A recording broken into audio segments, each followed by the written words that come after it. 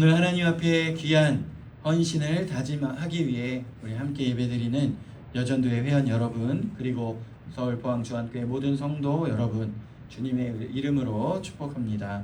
오늘 우리는 이 여전도의 헌신 예배로 하나님 앞에 나왔는데요, 헌신이라는 말을 들으면 우리가 무엇인가 열심히 하는 것을 먼저 생각하게 됩니다. 교회에서 봉사하고 행사에 참여하고 음식을 준비하고 어려운 성도들을 돌아보고 기도하고 또 물질을 드리는 것, 이러한 것을 생각하게 됩니다. 물론 이러한 것이 너무나도 귀하고 꼭 필요한 섬김인데요, 이거보다 앞서는 것이 있다는 거예요. 오늘 사도 바울은 우리에게 헌신의 더 깊은 의미를 가르쳐 줍니다. 너희 몸을 하나님이 기뻐하시는 거룩한 산 제사로 드리라. 하나님께서 원하시는 것은 단지 우리의 손으로 일하는 것, 이러한 것을 이야기하는 것이 아니라 우리의 삶 자체를 원하신다는 거예요. 오늘 말씀을 통해 우리가 어떤 마음으로 헌신해야 하는지 세 가지로 우리가 은혜를 나누고자 합니다. 헌신은 첫 번째로 은혜를 깨닫는 데서 시작됩니다. 로마서 12장 1절은 이렇게 시작하는데요, 그러므로 형제들아 내가 하나님의 모든 자비하심으로 너희를 권하노니 라고 말씀합니다. 바울이요, 갑자기 자, 다 헌신하십시오, 다 재산 팔아서 다 헌금하십시오, 이제 일 다 내려놓고 나가서 전도하십시오, 이렇게 이야기하고 있지 않다는 거예요. 먼저 하나님의 모든 자비하심으로 이렇게 이야기를 합니다. 이것이 매우 중요해요. 우리의 헌신은 무엇인가를 얻어내기 위한 행동이 아닙니다. 하나님께 복을 받기 위해 억지로 하는 것도 아닙니다. 이미 받은 은혜가 있기 때문에 드리는 거예요. 그 순서가 있다는 거예요. 우리가 예수님을 믿게 된 것이 은혜입니다. 죄 사함을 받은 것이 은혜입니다. 하나님의 자녀가 된 것이 은혜입니다. 오늘까지 살아온 것도 은혜입니다. 가정과 자녀와 교회를 주신 것도 은혜입니다. 생각해보면 우리의 인생 가운데 은혜 아닌 것이 하나도 없다는 거예요. 때로는 힘든 일이 있습니다. 기도해도 응답되지 않는 것처럼 느껴질 때도 있어요. 가족 때문에 눈물 흘린 날도 있었고, 자녀 때문에 밤잠을 이루지 못한 날도 있다는 거예요. 그러나 지나고 돌아보게 되면 그때도 하나님이 나와 함께 하셨구나.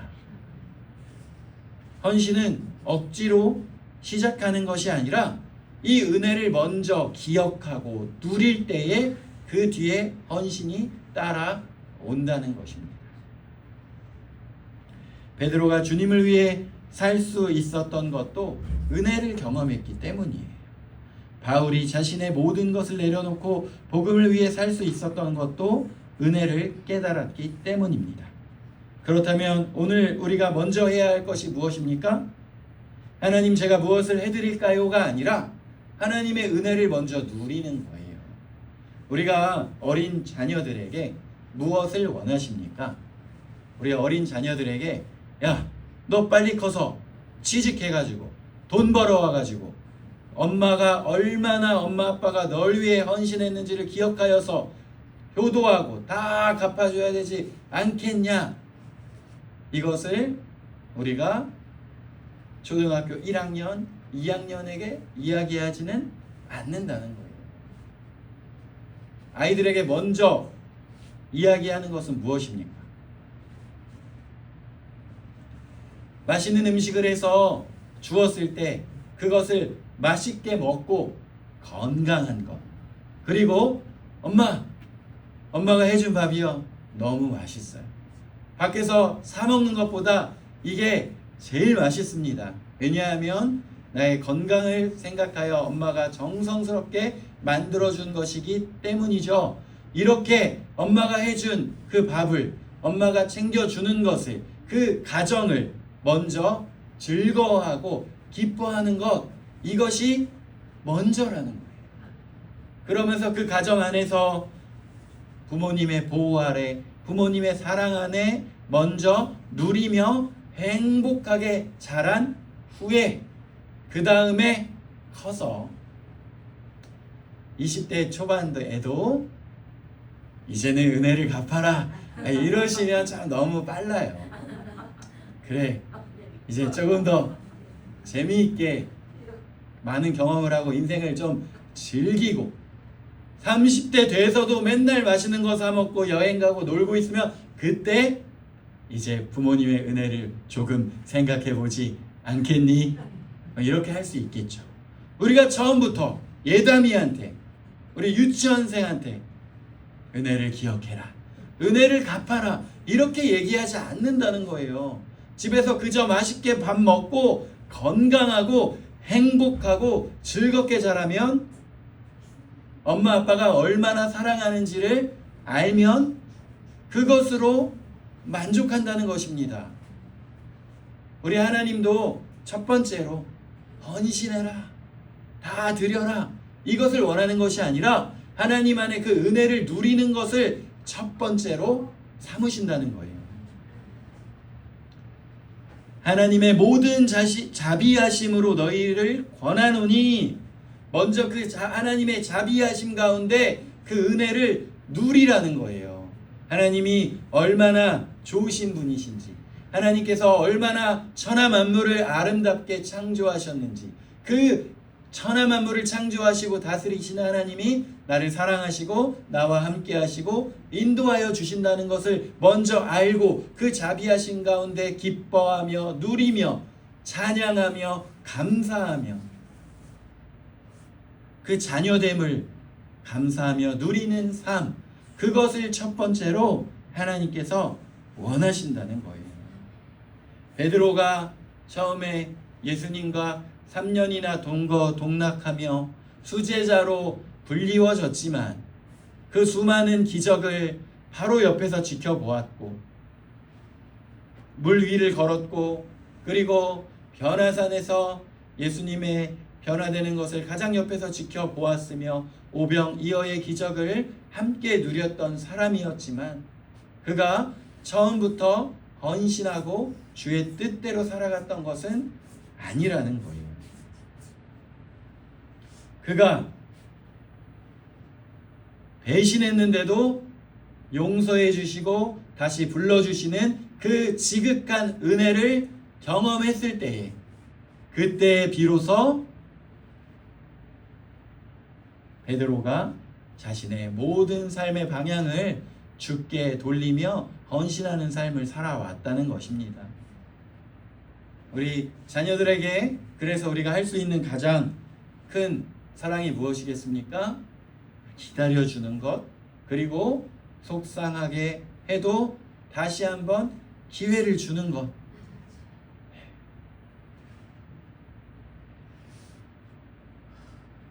그러므로 우리가 먼저 해야 할 것이 무엇이겠습니까? 하나님, 제가 무엇을 해드릴까요? 가 아니라 먼저 이렇게 고백해야 합니다. 하나님, 지금까지 저에게 베풀어 주신 은혜를 감사합니다. 그 은혜가 우리의 헌신을 다시 일으키는 힘이 된다는 것입니다. 그래서 헌신은 우리의 삶 전체를 드리는 거예요. 바울이 이어서 말합니다. 너희 몸을 하나님이 기뻐하시는 거룩한 산 제사로 드리라. 무엇입니까? 산 제사. 구약시대의 제단 위에 제물을 올려놓고 하나님께 드렸습니다.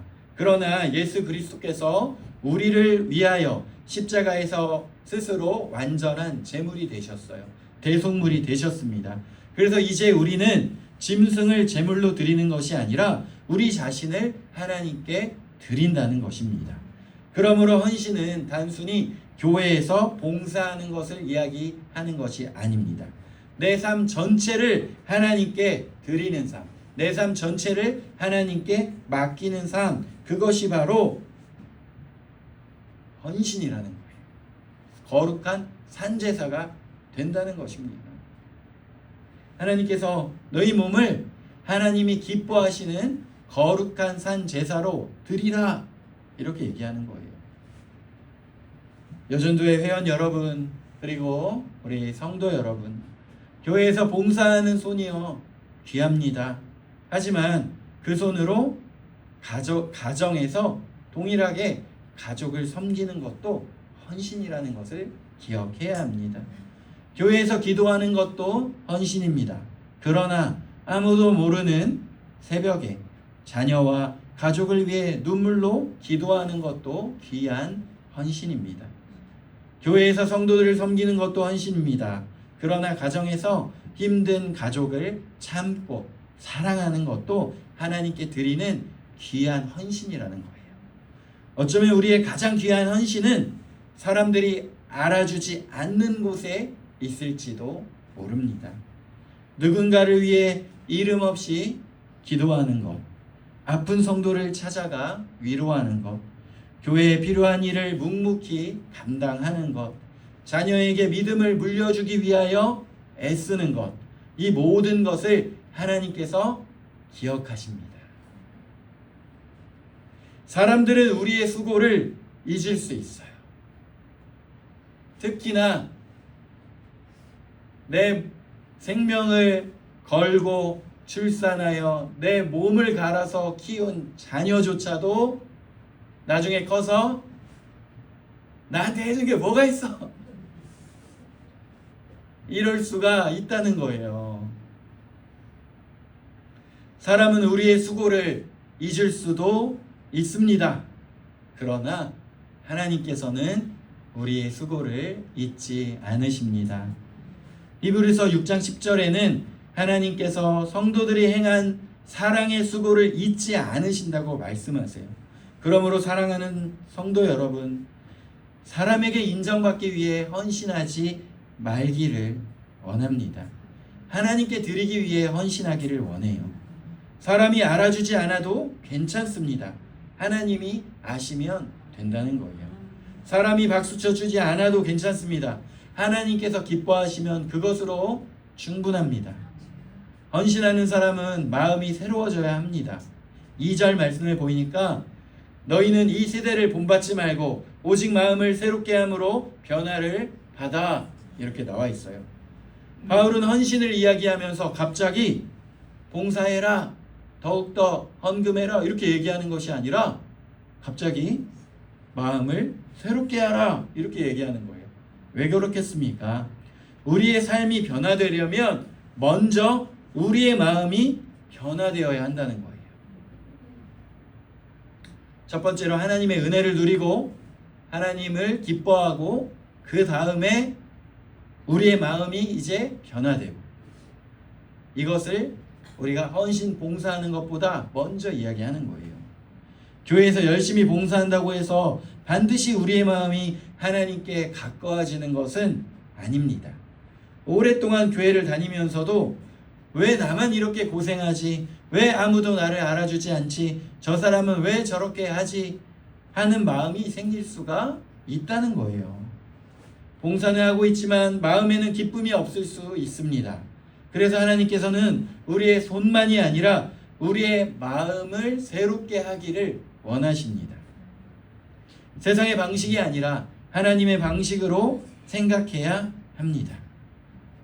세상은 이렇게 이야기하죠. 내가 먼저다. 내가 중요하다. 그러나 성경은 말합니다. 섬겨라.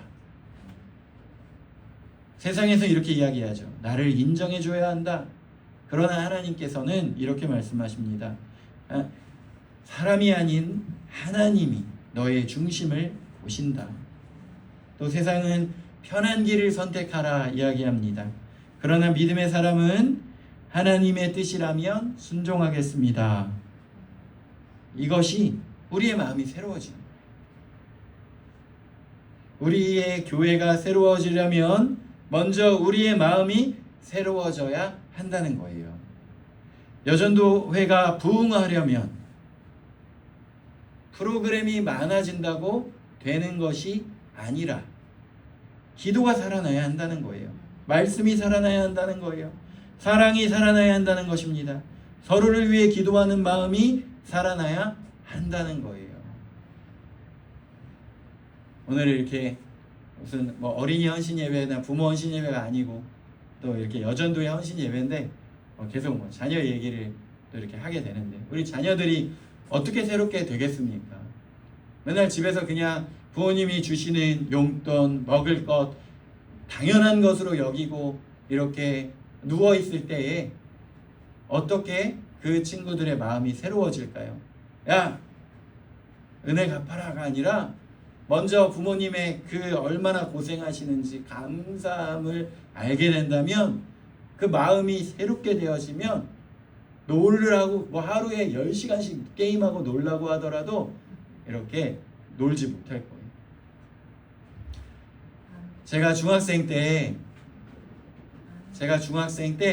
저희의 외사촌 형이 공부를 좀 잘했는데 이 형이요 공부를 엄청 열심히 하는 거예요. 대학생인데 공부를 엄청 열심히 하고 그리고 제가 꽤 멀리 살았는데 돈도 받지 않고 저에게 이렇게 영어도 가르쳐주고 막 공부를 가르쳐주는 거예요.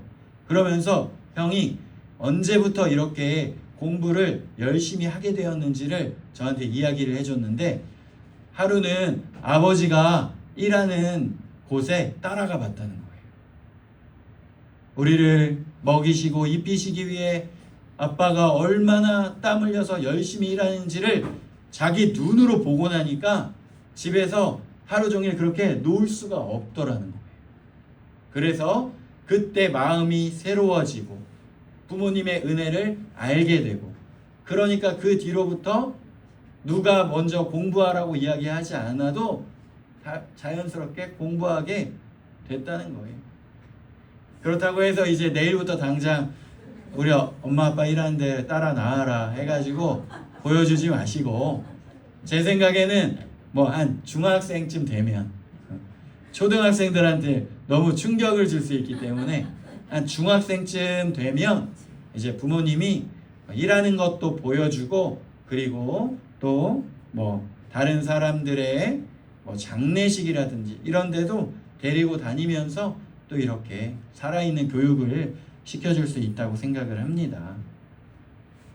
여전도회가 부흥하려면 프로그램이 많아진다고 되는 것이 아니라는 것입니다. 기도가 살아나야 하고 말씀이 살아나야 하고 사랑이 살아나야 하고 서로를 위해 기도하는 마음이 살아나야 할 것입니다. 한 사람이 기도하기 시작하면 가정이 달라지고 한 가정이 달라지면 교회가 달라진다는 거예요. 한 교회가 달라지면 그 교회가 있는 지역 사회가 달라질 수 있다는 것입니다. 그러므로 오늘 하나님 앞에서 다시 우리의 마음을 새롭게 하는 은혜가 있기를 원합니다. 하나님께서 기뻐하시는 뜻을 분별해야 합니다. 2절 마지막 부분에 보면 이렇게 말하는데요. 하나님의 선하시고 기뻐하시고 온전하신 뜻이 무엇인지 분별하도록 하라. 헌신의 목적은 단순히 봉사를 많이 하는 것에 있는 것이 아닙니다. 하나님의 뜻을 알고 그 뜻에 순종하는 것. 열심히 하는 것도 중요하지만 방향이 중요하다는 거예요. 아무리 열심히 달려도 방향이 잘못되면 목적지에 도착할 수 없습니다. 우리의 봉사도 마찬가지예요. 내가 무엇을 하고 싶은가? 이게 아니라 하나님께서 무엇을 원하시는가? 모두 다 앞에 나와서 설교할 수 없고 모두 다 찬양 인도할 수 없다는 거예요. 하나님이 나에게 무엇을 원하시는가? 여전도회가 무엇을 계획할 때도 우리가 여전도회가 뭘 하는 게 재밌을까? 이런 게 아니에요. 하나님께서 기뻐하시는 일이 무엇인가? 그것을 생각해야 합니다. 우리의 가정을 위해서도 내가 원하는 자녀의 모습은 무엇인가? 이게 아니라 하나님께서 우리 자녀를 어떻게 사용하시는지 이것을 위하여 기도해야 한다는 것입니다. 우리의 남은 인생도 마찬가지입니다. 내가 앞으로 무엇을 누리며 살 것인가 보다 하나님 남은 삶을 어떻게 주님께 드리기를 원하십니까? 라고 물어봐야 합니다. 그때 하나님께서 우리의 걸음을 인도하실 거예요. 사랑하는 여전도회 회원 여러분 그리고 성도 여러분, 오늘 우리는 헌신 예배를 드리고 있습니다. 이 예배가 단순히 우리가 자주 드려지는 이 하나의 행사가 되지 않기를 바라요. 오늘 하나님 앞에서 우리의 마음을 다시 드리는 시간이 되기를 원합니다.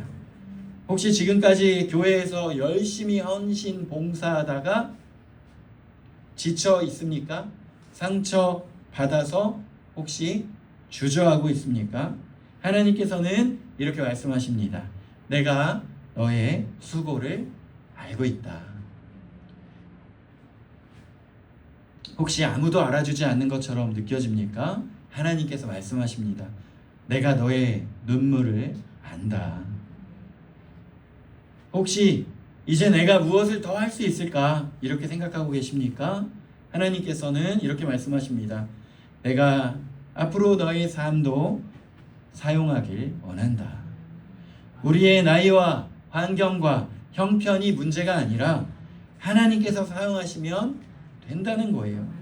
모세가 80이 되어서 그 나이 많았을 때에 하나님께 쓰임을 받았던 것처럼 한나의 기도가 한 시대를 바꾸는 사무엘을 세웠던 것처럼 에스더 한 사람이 민족을 살리는 통로가 되었던 것처럼 교대교회의 수많은 믿음의 여성들이 이름도 없이 빛도 없이 복음에 헌신했던 것처럼 오늘 우리도 하나님께서 사용하실 수 있습니다. 사랑하는 성도 여러분, 오늘 로마서 12장 1절에서 2절 말씀을 마음에 새기십시오.